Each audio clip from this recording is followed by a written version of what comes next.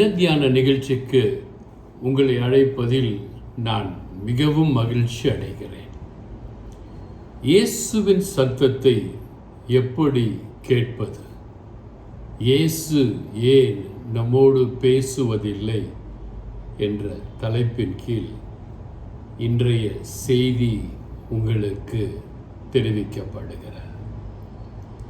ஒரு பெரிய கல் எடுத்து ஒரு அம்மா உடைச்சிக்கிட்டே இருக்காங்க. நிறைய தடவை அந்த கல்லை உடைச்சாங்க. அந்த அம்மா ரொம்ப விரக்தியாகி இவ்வளவு அடி அடித்தும் இந்த கல் உடைய மாட்டேன் என்கிறதே என்று சொல்லி கடைசியை ஆண்டவனேன்னு சொல்லி அடிக்கிறாங்க. அந்த கல் உடைந்து விட்டது. ரொம்ப பக்தியானவங்க. அந்த அம்மா ஆண்டவர்கிட்ட கேட்குறாங்க, ஆண்டவரே, எத்தனையோ அடி நான் அடித்தேனே, இந்த கடைசி அடி ஆண்டவரேன்னு சொல்லும் போது உடைஞ்சதே அது எப்படின்னு ஆண்டவர் சொன்னார், நீ அடித்த ஒவ்வொரு அடியும் அந்த கல்லுக்கு சிறிய சிறிய சிறிய விரிசலை ஏற்படுத்தியது. அந்த கடைசி அடி முழுதுமாய் அந்த கல்லை உடைத்தது. நீங்களும் கூட ஆண்டவரிடத்தில் ஜெபித்து கொண்டே இருக்கலாம். ஆண்டவரிடத்தில் வேண்டிக் கொண்டே இருக்கலாம். உங்கள் ஜெபம் கேட்கப்படாமல் ஒரு வேலை இருக்கலாம். அதற்கு காரணம் என்ன என்று சொல்லி ஆராய்ந்து எவ்வாறு அந்த கடைசி அடி அந்த கல்லை இரண்டாக உடைத்து பிளந்ததோ அதே போன்று இரகசியங்களை தெரிந்து கொண்டால் ஆண்டவரோடு உரையாடுவது உங்களுக்கும் எளிது, எனக்கும் எளிது. வேதத்திற்கு கடந்து செல்வோம். யோவானுக்கு எழுதின சுவிசேஷம் 10ஆம் அதிகாரம் 27ஆம் வசனத்தை பார்க்கும் பொழுது ஆண்டவராகிய இயேசு கிறிஸ்துவே சொன்னார், என் ஆடுகள் என் சத்தத்திற்கு செவி கொடுக்கின்றன, நான் அவைகளை அறிந்திருக்கிறேன், அவை என் பின்னே செல்கிறது. இங்கு ஒரு பெரிய தேவ ரகசியம் இருக்கிறது. ஆண்டவர் நமக்கு மேய்ப்பராய் இருக்கிறார், நாம் அவரின் ஆடுகளாய் இருக்கிறோம். என் ஆடுகள் என் சத்தத்திற்கு செவி கொடுக்கிறது. நாம எப்பவுமே இயேசுவினுடைய சத்தம் வேத வசனத்திற்கு போதிப்பவர்களுக்கு, ஆலயத்தில் உபதேசம் சொல்பவர்களுக்கு கேட்டுக்கொண்டே இருக்க வேண்டும். அதுதான் ஆண்டவரின் சத்தத்தை கேட்பது. அவ்வாறு கேட்கிறவர்களை நான் அறிந்திருக்கிறேன், அவைகள் என் பின்னே செல்கின்றன. நீங்க ஆண்டவராகிய இயேசு கிறிஸ்துவின் வசனங்களை, வார்த்தைகளை விடாமல் தொடர்ந்து வாசித்து தியானித்து இருப்பீர்களேயானால் நீங்க ஆண்டவர் பேசுறத கேட்க முடியும். நீங்க ஆண்டவரை பின் செல்வீர்கள்.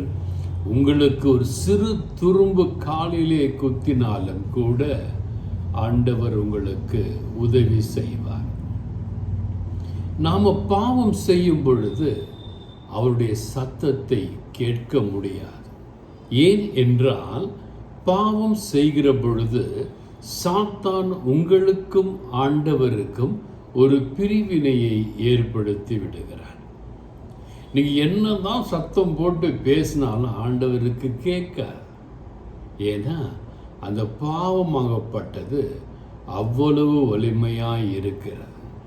ஆனால் ஆண்டவருடைய வசனங்களை கேட்டு அதன்படி நடப்பவர்களுக்கு குறை இருக்காது. நேற்று நடந்த ஒரு உண்மையான நிகழ்ச்சியை நான் உங்களுக்கு சொல்கிறேன். என்னிடத்துல காசு குறைஞ்சிச்சு.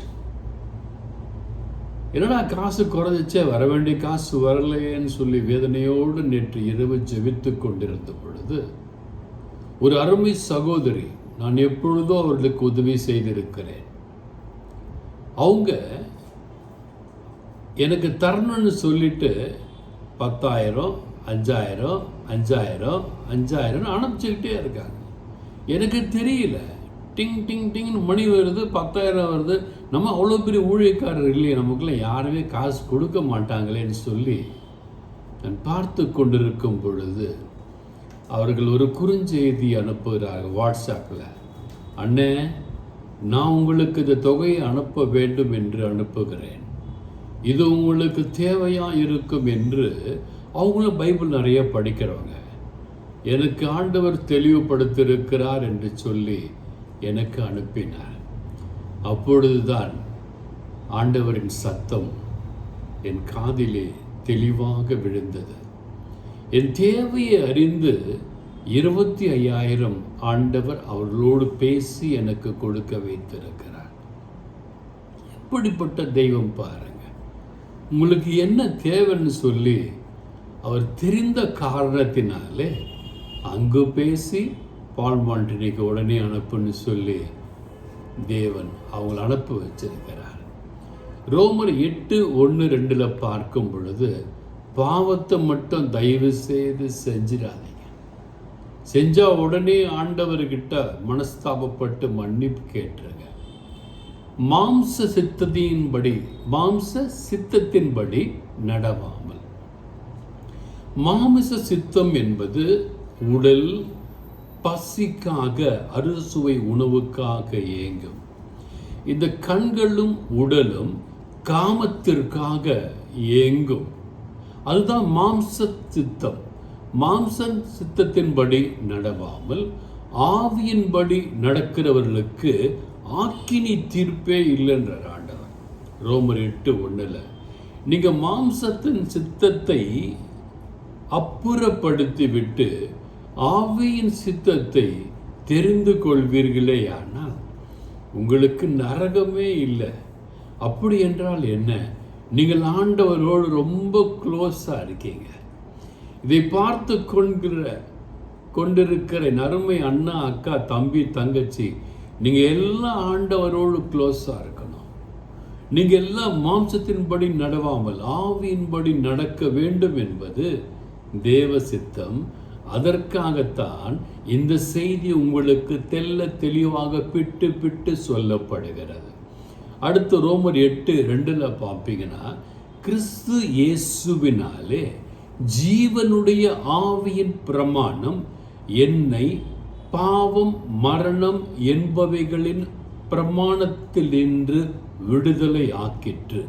கிறிஸ்து இயேசுவினுடைய ஜீவன், நம்மை போஷிக்கிற ஆண்டவருடைய வார்த்தை கிறிஸ்து இயேசுவினுடைய ஜீவன். அந்த ஜீவன் உங்களையும் என்னையும் பாவம் என்கிற மரண எல்லைகளிலிருந்து உங்களையும் என்னையும் விடுதலை ஆக்குகிறது. இயேசுவை பிடித்து கொண்டால் நீங்களும் நானும் விடுதலை ஆக வேண்டும் என்று வேதம் தெளிவாக சொல்கிறது. இயேசுவை எப்படி நான் பிடித்து கொள்வது என்கின்ற ஒரு வினா உங்களுக்கு ஏற்படலாம். இயேசுவை பிடித்து கொள்வதற்கு அழகான வழிகள் இருக்கின்றன. முதல் வழி, தினந்தோறும் ஆண்டவருடைய வார்த்தையை வேத புத்தகத்திலிருந்து எடுத்து வாசிக்க வேண்டும். தினந்தோறும் 3 வேளை நம்ம உணவு சாப்பிட்றோம், நைட்டு இரவு உணவு சாப்பிட்றோம் இல்லையா? அதே போன்று உங்களால் முடிந்தவரை தேவனுடைய வார்த்தையை எடுத்து வாசிக்க வேண்டும். ஆலயத்திற்கு தவறாமல் செல்ல வேண்டும். ஏன் ஆலயத்திற்கு செல்ல வேண்டும்? உங்களுக்கு புரியுதோ புரியலையோ, ஆலயத்திற்கு செல்லும் பொழுது கேட்கின்ற தேவனுடைய வார்த்தை உங்களை சுத்திகரிப்பு செய்யும், சுத்தமாக்கும். 3, ஊழியர்கள், குருக்கள், கன்னியர்கள், ஊழியக்காரிகள், போதகர்கள் சொல்லுகின்ற தேவ வசனங்களை கவனமாக கேட்க வேண்டும். அந்த ஒவ்வொரு தேவ வசனமும் உங்களை வேலையடித்து காக்கின்ற காரணத்தினாலே நீங்கள் தேவ வசனங்களை கவனமாக கேட்க வேண்டும். பரிசுத்த ஆவியாரோடு பேச வேண்டும். வீணரோடு பேசக்கூடாது. வீணா போனவங்க கிட்ட போய் பேசிட்டு இருக்கிறத விட பரிசுத்த ஆவியோடு பேச வேண்டும். எப்படி பேசுவது? சின்ன சின்ன வார்த்தைகளை, ஆண்டவரே என்னோடு பேசும், ஆண்டவரே நான் உமக்காக வெயிட் பண்ணுறேன் அப்படின்னு சொல்லி உங்கள் இதயத்தில் ஆண்டவரோடு உரையாடுங்க. ஆண்டவரை உங்கள் நண்பரை போன்று பாவித்து ஆண்டவரோடு உரையாடுங்கள். அது மிகவும் இன்பமாய் இருக்கிறது. நான் ஒவ்வொரு நேரமும் தனிமையில் இருக்கும் பொழுது ஆண்டவரோடு உரையாடுவதுண்டு. ஆண்டவரே, ஏசப்பா சொல்லுங்கப்பா, என்னப்பா செய்யணும்னா சொல்லுங்கப்பா, செஞ்சிடுறேன்னு சொல்லி அவர்கிட்ட கேட்டுக்கிட்டே இருப்பேன். ஒவ்வொரு நாளும் ஒரு தலைப்பை கொடுங்கப்பான்னு சொல்லி கேட்பேன். நான் சொல்கிற எந்த வசனமும் எந்த ஊழியக்காரருடைய காப்பி அடிக்கிறதே கிடையாது. காப்பி அடித்தா சொல்ல முடியாது, நம்ம மறந்துடுவோம். நீங்களாம் ஒரு வசன தலைப்பை ஏற்படுத்தி ஆண்டவர்கிட்ட கேட்டு அதை தியானித்து பண்ணும் பொழுது ஆண்டவருடைய உரையாடல் உங்களோடு இருக்கும். அடுத்து தினம்தோறும் தேவ செய்தியினை கேட்க வேண்டும். நான் ஜெபம் பண்ணுறேன், எனக்கு எல்லாம் தெரியும்னு சொல்லி இருந்துடாதீங்க. எல்லாருக்குமே எல்லாமே தெரியாது. எனக்கு ஒன்றுமே தெரியாது. என்னுடைய குரு யாருன்னு பார்த்தீங்கன்னா இயேசு கிறிஸ்து தான். அவர் தான் என்னை போதிக்கிறார், அவர் தான் என்னை போஷிக்கிறார். என் உடல் நலத்தை பராக்கிரமசாலியாகவும் என் உள்ளத்தை ஆண்டவருடைய உறைவிடமாகவும் அவர் மாற்றிக்கொண்டிருக்கிறார். எனக்கு வரும் எல்லா துன்பங்களிலிருந்தும் பிரச்சனைகளிலிருந்தும் இயேசு என்னை தப்பு வைக்கிறார். வேறு என்ன வேணுங்க? 3 வேளை சாப்பாடு, இருக்கிற போடுறதுக்கு துணி, இருக்கிறதுக்கு நல்ல உறைவிடம் கொடுத்துட்டாரு. தேவைப்பட்டு அழும்போதெல்லாம் என் தேவையை தேவன் சந்திக்கிறார். வேறு என்ன வேண்டும்? ஒன்றுமே வேண்டாம். அடுத்து பாருங்க, ஒரு வாக்கு தத்தத்தை தேவன் கொடுக்கிறார். என்ன வாக்கு தத்தம் என்று பார்ப்பீர்களேயானால், ஆண்டவரோடு பேசுகிற பிள்ளைகள், ஆண்டவரின் பேச்சை தினந்தோறும் கேட்கிற பிள்ளைகள், ஆண்டவரின் பேச்சை கேட்டு பாவத்தை வெறுத்து பரிசுத்தமாய் வாழ்கிற பிள்ளைகள், எத்தனை கஷ்டங்கள் வந்தாலும் எரேமியா தீர்க்கதரிசியின் புத்தகம் 33ஆம் அதிகாரம் 3ஆம் வசனத்திலே தேவன் தெளிவாக சொல்லுகிறார், என்னை நோக்கி கூப்பிடு. நீங்க ஆண்டவரை நோக்கணும். First of all you have to see the Lord Jesus Christ. ஆண்டவரை நோக்க வேண்டும். அப்பா, நாம பார்க்கிற ஆண்டவரே, நீங்க என்ன பாருங்க ஆண்டவரேன்னு சொல்லி ஆண்டவரை பார்க்கணும். நீங்க ஆண்டவரை பார்க்கும் பொழுது, ஆண்டவர் உங்களை பார்க்கும் பொழுது நமக்கும் ஆண்டவருக்கும் ஒரு நேரடி தொடர்பு ஏற்படுகிறது. அடுத்து பாருங்க, அப்பொழுது நான் உனக்கு உத்தரவு கொடுத்து. அப்ப நீங்க ஆண்டவரை நோக்கி பார்த்தாலே, ஆண்டவரை நோக்கி கூப்பிட்டாலே ஆண்டவர் உங்களுக்கு உத்தரவு கொடுக்கிறார். என்ன செய்ய வேண்டும், நீ என்ன செய்ய வேண்டும், நான் என்ன செய்ய வேண்டும் என்று ஆண்டவர் உத்தரவு கொடுக்கிறார். நீ அறியாதது, உனக்கு தெரியவே தெரியாது, என்ன பண்றதுன்னு தெரியாது. இந்த வியாபாரம் செய்தால் சக்சஸ்ஃபுல்லாக இருக்குமா? இந்த பெண்ணை மகனுக்கு திருமணம் செய்தால் சக்சஸ்ஃபுல்லாக இருக்குமா?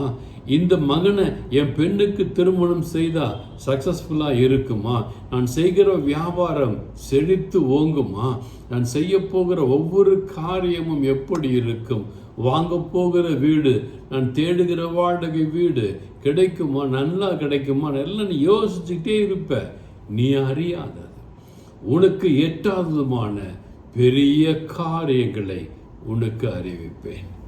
அப்படி நீ என்னையே நம்பி இருந்து என்னை நோக்கி கூப்பிடுவாயேயானால் உனக்கு தெரியாது, உனக்கு எட்டாது, உன் புத்திக்கு எல்லாம் எட்டாது, அந்த மாதிரியான பெரிய காரியங்களை உனக்கு நான் அறிவிப்பேன் என்று தேவன் சொல்லுகிறார். அப்படி பாருங்க, பேதுரு மீன் பிடித்து கொண்டிருக்கிறார். கல்வி அறிவு இல்லாத பேதுருவை ஆண்டவர் தேவ அறிவினை கொடுத்து அவனை மீன் பிடிப்பவனாய் மாற்றி ஆண்டவர் அவனை பெரிய மனிதனாய் மாற்றுகிறார். அப்படி உங்களையும் ஆண்டவர் மாற்றுவார். எனவே எனக்கு பிரியமான என் அன்பு தேவ பிள்ளைகளே, நீங்கள்லாம் நல்லா இருப்பீங்க. இந்த வசனத்தை கேட்டு இந்த வசனத்தின்படி நடப்பீங்கன்னா நீங்கள் நல்லா இருப்பீங்க. உங்கள் குடும்பம் நல்லா இருக்கும், உங்கள் பிள்ளைகள் நல்லா இருப்பாங்க, உங்கள் பேர பிள்ளைகள் நல்லா இருப்பாங்க. God bless you all.